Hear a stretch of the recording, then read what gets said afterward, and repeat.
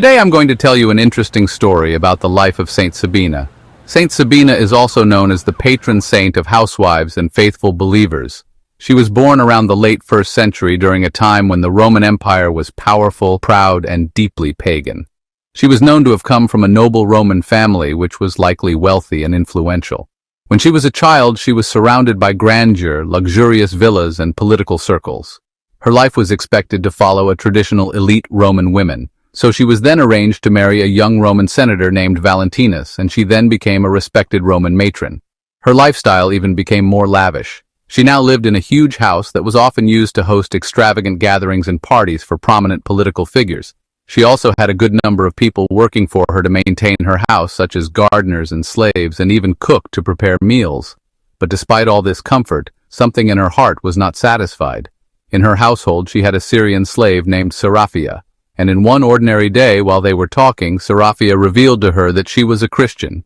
Though Sabina was a Roman and knew that Christianity was illegal, she did not react with anger toward Seraphia. She was curious about the religion of Seraphia and asked her to tell her more about Christianity and Jesus. Over time, Sabina learned about love, peace, forgiveness, and felt the love of Jesus was something she was longing for. She was then secretly converted to Christianity and started to dissociate herself from the paganistic rituals of the Roman religious practices. This conversion was not just spiritual but a radical and dangerous act, since she knew it was illegal. She then began to live out her faith openly by giving generously to the homeless Christians, providing food to the hungry, and attending Christian gatherings. However, Seraphia was discovered that she was a Christian and she got arrested by the Roman authorities. She was then tortured for her faith and died as a martyr. Later, she would become a saint. Sabina, on the other hand, kept her faith with Jesus.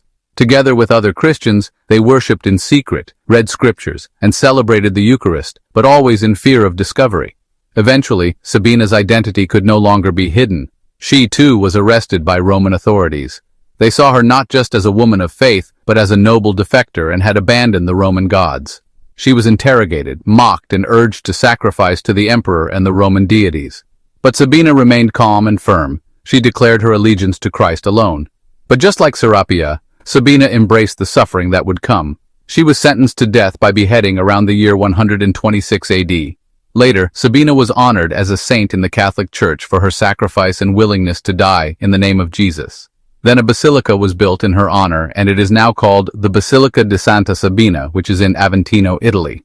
Today, she is venerated as the patron saint of housewives and faithful believers, and her feast day is celebrated every 29th of August. If you like stories like this, support us, follow, like, and subscribe.